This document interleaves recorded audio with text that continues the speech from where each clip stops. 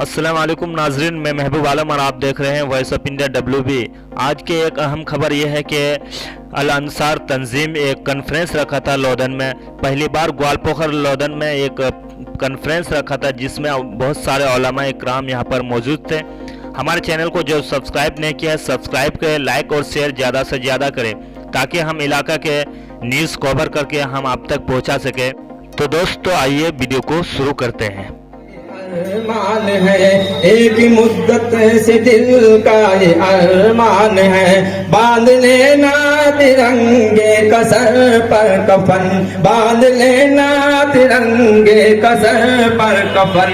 एक सच्चे मुसलमान की पहचान है, एक सच्चे मुसलमान की पहचान है।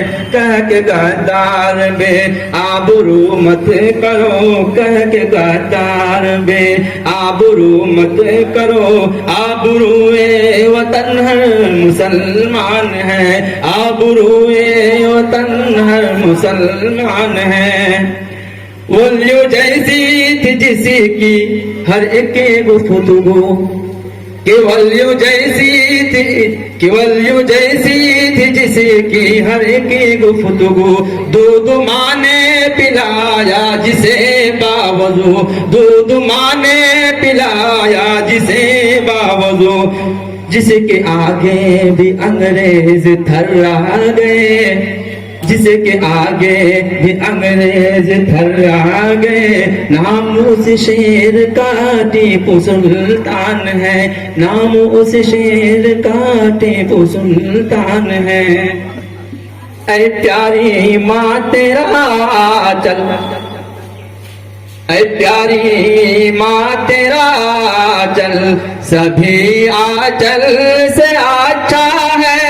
तालीमी खिदमत पर जनाब मास्टर अब्दुल वाहिद साहब कुछ फरमाएं। अस्सलाम वालेकुम वरहमतुल्लाह। थोड़ा मैं यहाँ तस्दीक कर दूँ कि मैं इस स्कूल का इंचार्ज नहीं हूँ बल्कि दक्षिण गच्छी नगर का इंचार्ज हूँ, और जहाँ तक मस्कन आसनसोल का बताया हजरत ने, मैं हावड़ा से ताल्लुक़ रखता हूँ।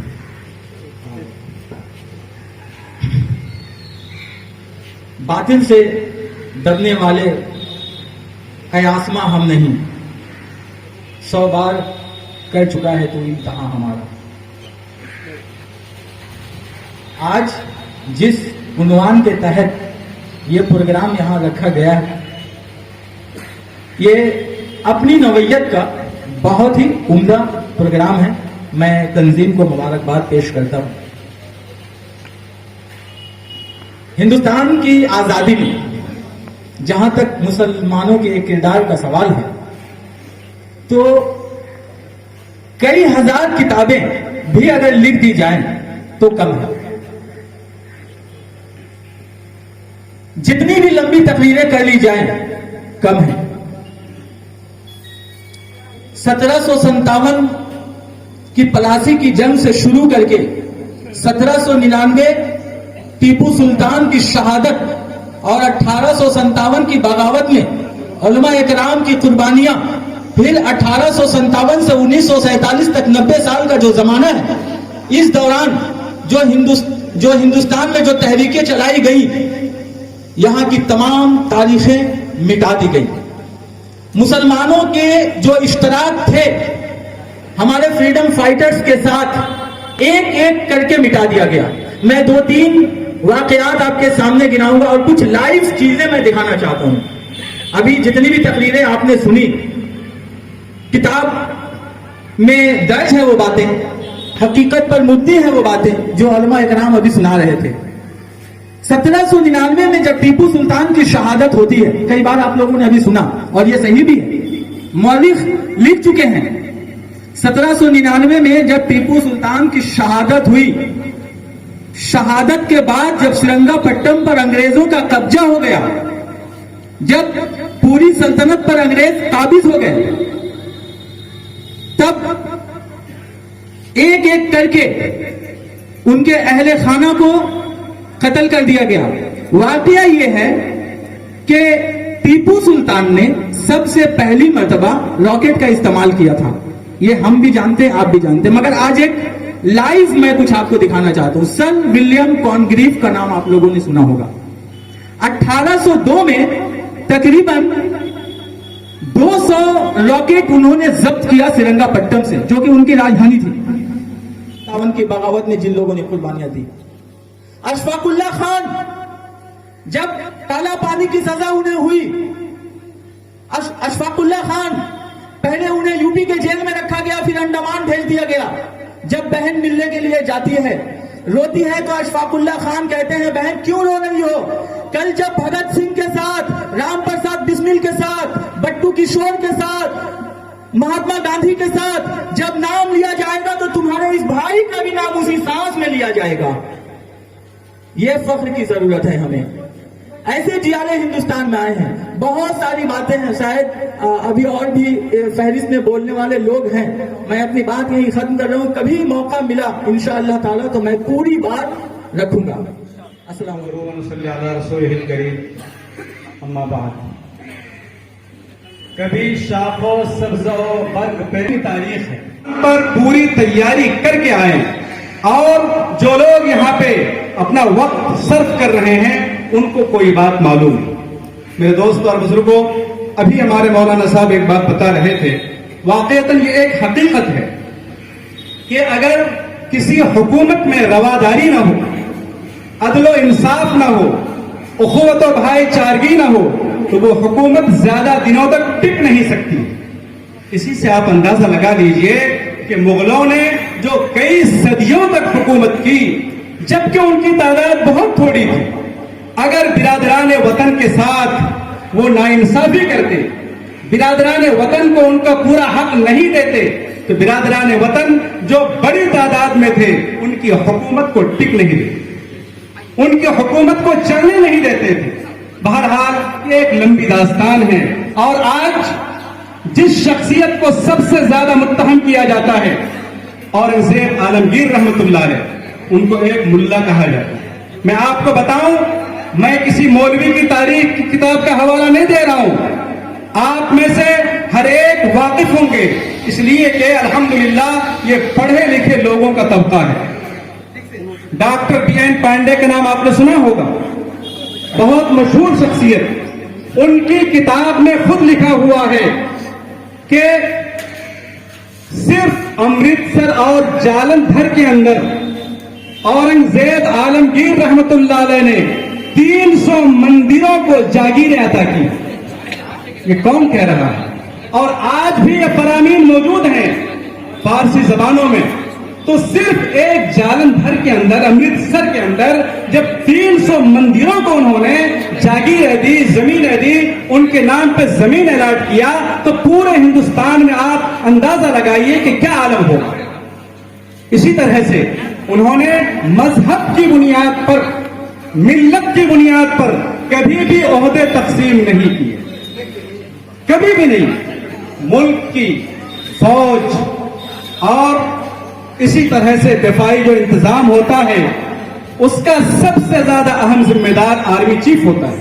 उन्होंने, औरंगजेब आलमगीर रहमतुल्लाह अलैह ने एक गैर मुस्लिम को इसका सरबराह बनाया। करते गए और ये फांसी के फंदे पर चढ़ते चले गए, तो हिंदुस्तान से तो इल्म दीन खत्म हो जाएगा। उलमा जब खत्म हो जाएंगे तो इल्म खत्म होगा, इल्म खत्म होगा तो दीन खत्म हो जाएगा। इसलिए हमारे अकाबिरीन ने फिक्र की, और देवबंद शहर के अंदर एक बड़ी दाउलूम देवबंद के नाम से उन्होंने मदरसे की बुनियाद रखी सन 1966।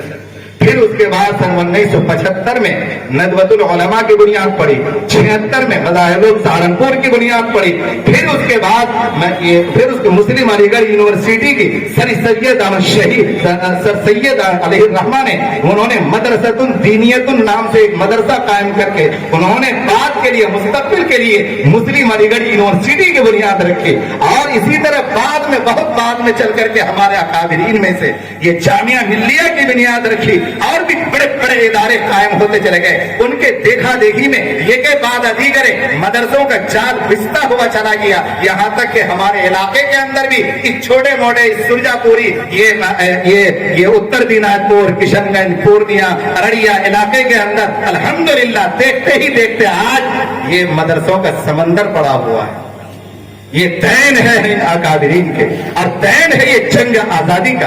اگر یہ جنگ آزادی میں ہمارے اکابر یہ فکر نہ لیتے، مدرسے کے قائم کرنے کی فکر نہ لیتے، نہ یہ علماء پیدا ہوتے، اور نہ یہ مسجدیں ہوتی، نہ دعوت و تبلیغ کا محاذ ہوتا، اور نہ یہ علماء کا نہ یہ سمندر نظر آتا۔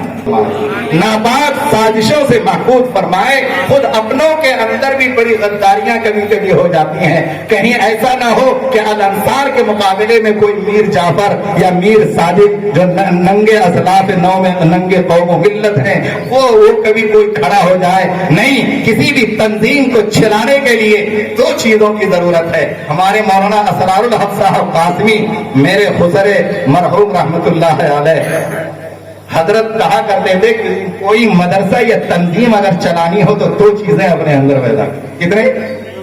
دو چیزیں۔ ایک چیز تو یہ ہے کہ دیوانہ بننا پڑے گا، یہ نہیں دیکھنا پڑے گا کہ میرے کرتے میں کرچ ہے یا نہیں ہے، ٹوپی دھلی بھی ہے یا نہیں ہے، دیوانگی ہے، ضرورت ہے، نکلنا ہے، حاجی صاحب کے پاس جانا ہے، تاجر صاحب کے پاس جانا ہے، دو پیسے لانے کی فکر کرنی ہے، یہ دیوانگی پیدا کرنے کا نمبر ایک۔